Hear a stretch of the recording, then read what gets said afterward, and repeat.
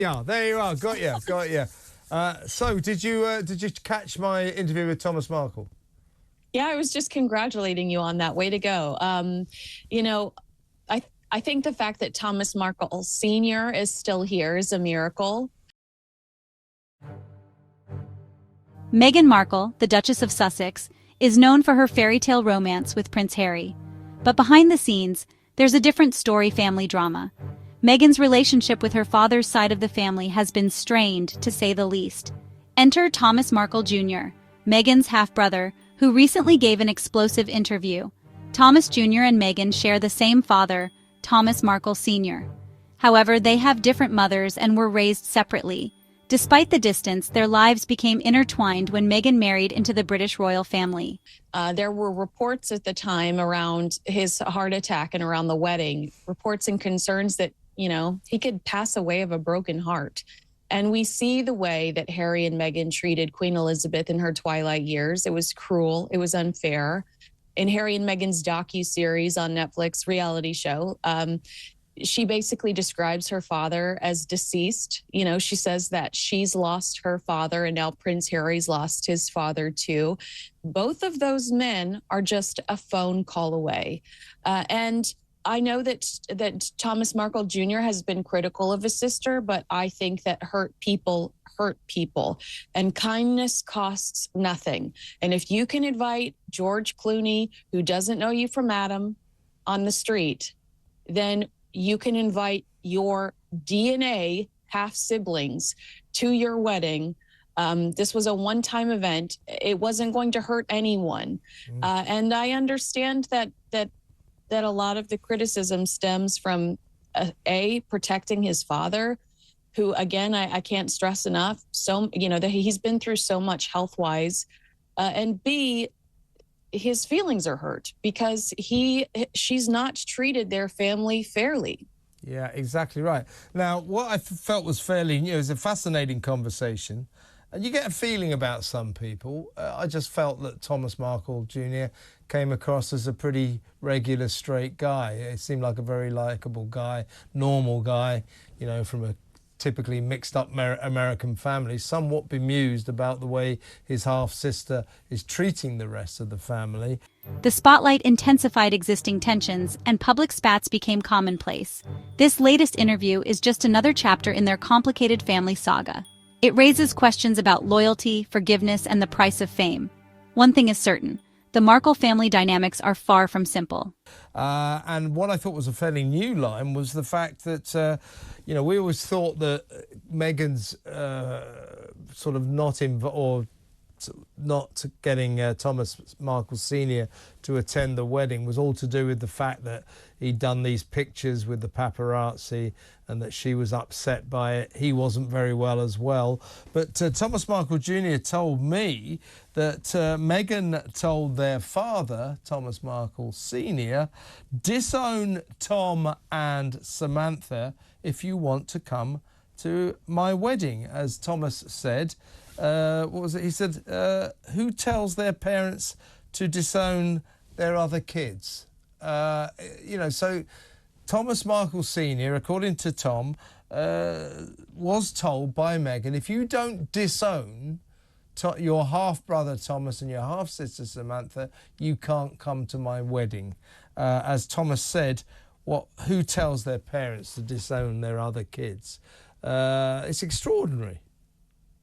Well, in that same story, in that same argument, he said Meghan is not flexible. Meghan wants it her way. Because Meghan wasn't flexible, she didn't want her siblings, no matter what she says, she did not want her siblings at her wedding. She tells her dad, you cut them off or I'm cutting you off. Those stories, Kevin, persist. Those stories are the Hollywood Reporter story, Dictator in Heels. Those stories are the Valentine Lowe's. Meghan not being flexible, her way or the highway, difficult to collaborate with other people. I believe his story to be true because it is just another example of Meghan being stubborn, Meghan not taking advice, because if you'll recall at the time, the palace suggested that Meghan make nice with her family. I mean, at one point, the Queen even suggested reach out to your father. That was advice that Meghan ignored ultimately. And so it just is another example of Meghan's personality, which is very stubborn, very self-consumed, and she doesn't take advice from anyone, and it's really backfired on her over the last few years. Yes, indeed. And as Thomas Markle said, she pretends to be this wonderful person, but she's cold to people and rude wherever she goes. He wasn't at all surprised about those Hollywood Reporter stories, calling her the employer from hell who reduces grown men to tears and terrifies her staff. He wasn't surprised about any of that. And he spoke, I thought, quite movingly about his poor old dad, who just still hasn't seen his grandchildren, and nor really has the king. So you've got Thomas Markle over there in his little place in Rosarito, Mexico, and you got the king over here in London in his various palaces, who are very much in the same boat. Meghan basically hasn't let either of them see their grandkids, and that goes for Harry as well, who seems to be complicit in all this. It's an extraordinary situation, really bizarre that Thomas Markle Sr. and indeed Tom, who I just spoke to, have never met Harry. It's just weird. It's weird is what it is. Well, it also feels grossly like these children are being used as a negotiation tactic when it comes to at least King Charles. Like, Harry saying, I refuse to bring the children over to the UK unless I get the round-the-clock, security that I'm requesting. But I wanted you to dig in more, Kev, when he said that Meghan basically learned some of that manipulation. He didn't utilize the word manipulation, but he said, show up, grift, collect the check, move on. He said she learned that from her mother, Doria. But then he said, who Meghan didn't even really grow up with. That's when you should have gone, excuse me, tell me more, because there are severe questions surrounding Meghan. So I screwed up, did I?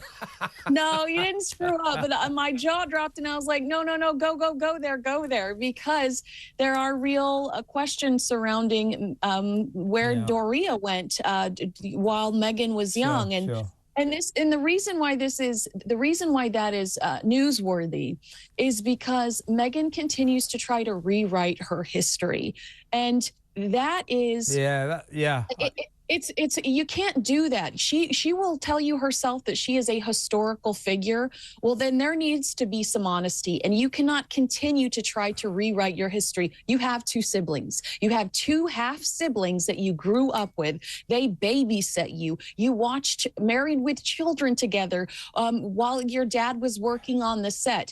You cannot rewrite history to try to elevate yourself and separate yourself from, as you pointed out, a family that you now believe you are too good for. So you're going to disown and try to shake off. That wasn't the reality. These were your family members. Absolutely. Well, let's move on to Robert Hardman's book about the King. He's updated it for Christmas, as it comes out in paperback and all that.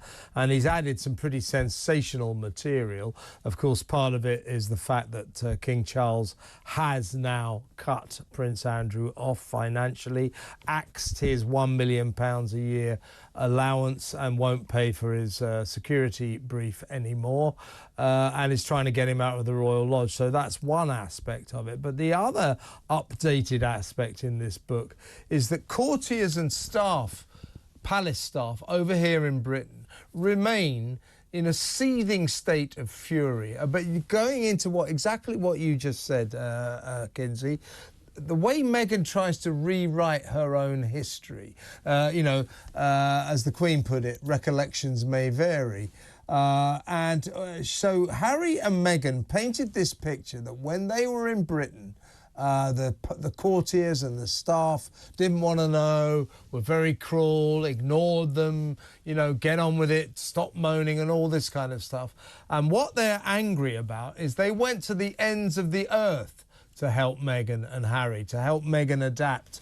The Queen's private secretary at the time, I think, or was it Harry William's private secretary, said this couple need more staff. So they were given more staff. So the courtiers and the staff of the palaces went out of their way to help Meghan adapt, to help Harry and Meghan get used to life here, and now they paint it as if they were ignored, they were treated cruelly, and the palace staff have not forgotten, and they're angry.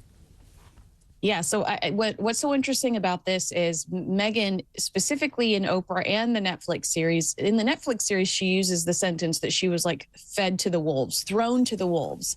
And what we're learning in Robert Hardman's book, Robert Hardman, who has written official books for the royal family, so you know these sources are incredible, is that one staffer highlighted that it was Clive, now Sir Clive Alderton, the private secretary to the king.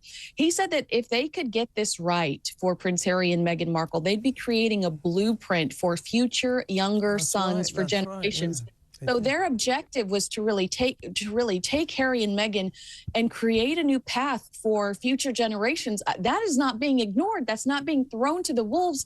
That is having a group of people invested in you. And just to expand on, to further prove that Meghan was given resources. I believe they used the term considerable resources in this book. Meghan was given considerable resources. Aside from this book, we know that Samantha Cohen, who worked side by side with the Queen allowed Harry and Meghan to borrow Samantha Cohen, who'd worked with the royal family for 18 years. She was looking forward to retirement. She was supposed to spend 6 months with Harry and Meghan. She had to spend 18 months with them because people kept quitting on them. So Samantha Cohen, very well-respected private secretary who, that was a resource that the Queen allowed them to have, somebody that she really trusted. Giles Brandreth, in his book, he revealed that Queen Elizabeth suggested to Meghan that she engage with Sophie, Duchess of Edinburgh, that Thomas Markle Jr. didn't hold back in his interview. He painted a picture of Meghan as ambitious and calculated, claiming she changed after finding fame. He alleged that she had always wanted a life of luxury and was quick to distance herself from her family once she achieved it. He also discussed their father, Thomas Markle Sr., and his health struggles. He expressed frustration over what he perceived as Meghan's lack of support for their father, particularly after his heart attack. The interview was full of emotional pleas for reconciliation and understanding. Whether these claims are true or simply fueled by hurt and resentment is debatable. However, Thomas Jr.'s words undoubtedly add fuel to the already blazing fire of family drama. As a royal commentator, I followed Meghan's journey closely. While I sympathize with Thomas Jr., as desire to mend fences, his approach seems counterproductive.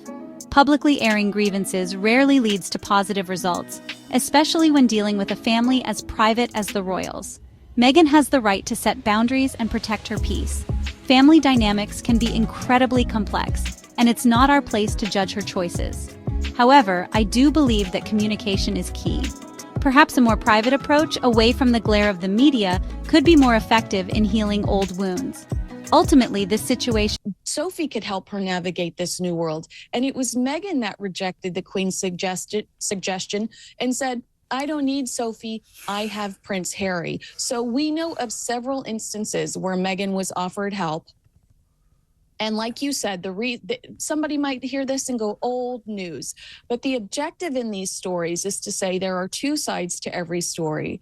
And sometimes the one you've heard, the loudest, is not true, is the least credible.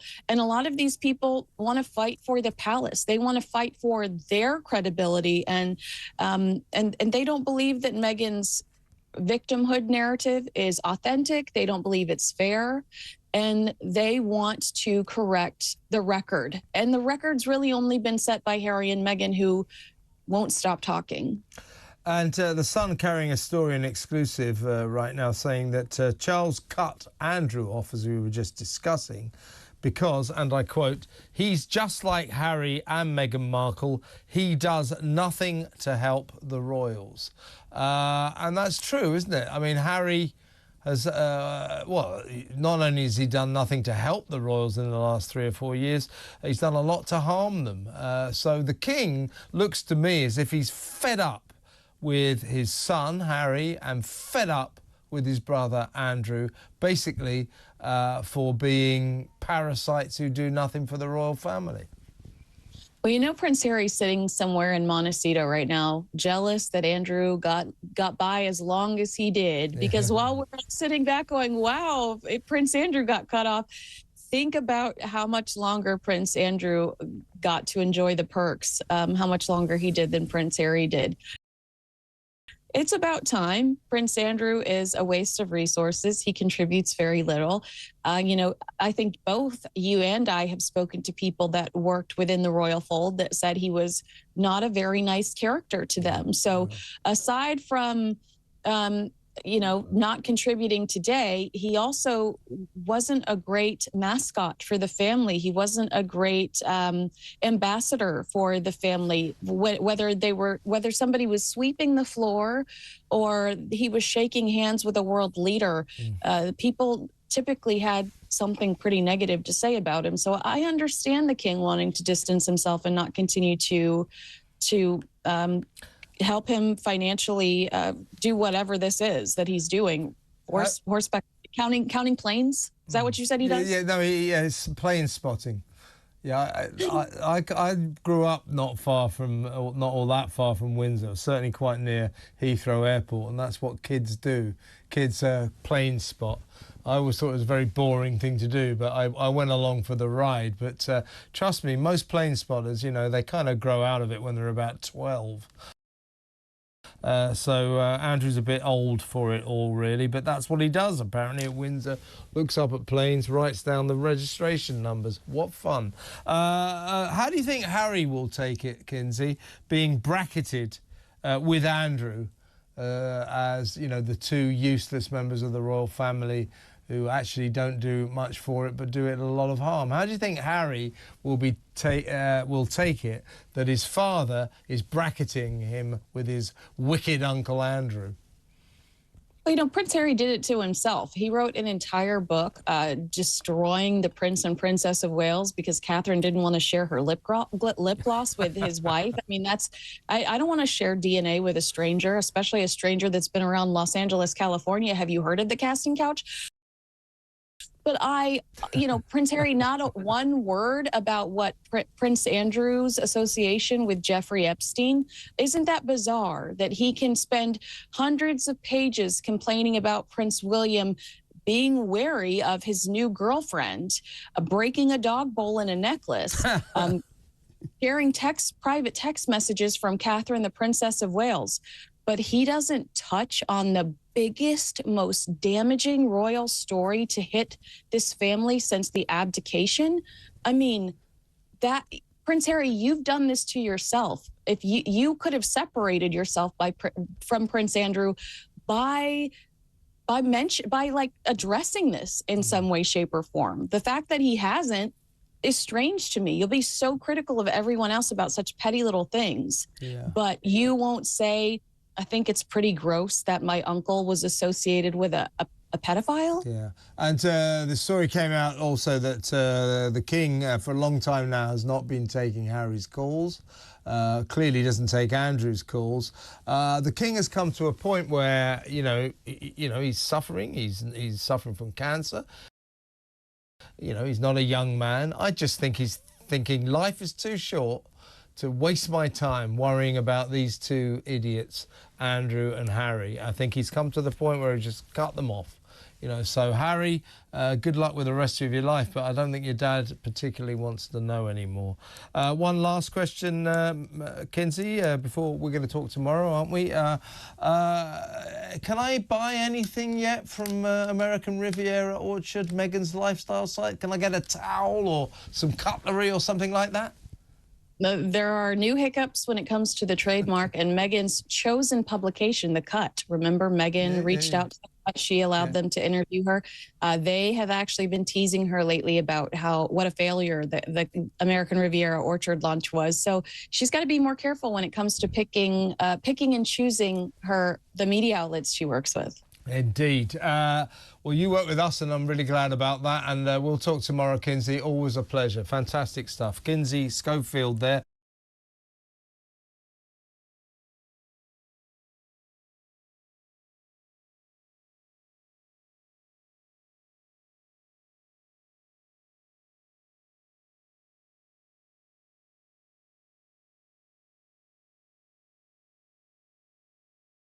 Highlights the challenges of navigating fame and family.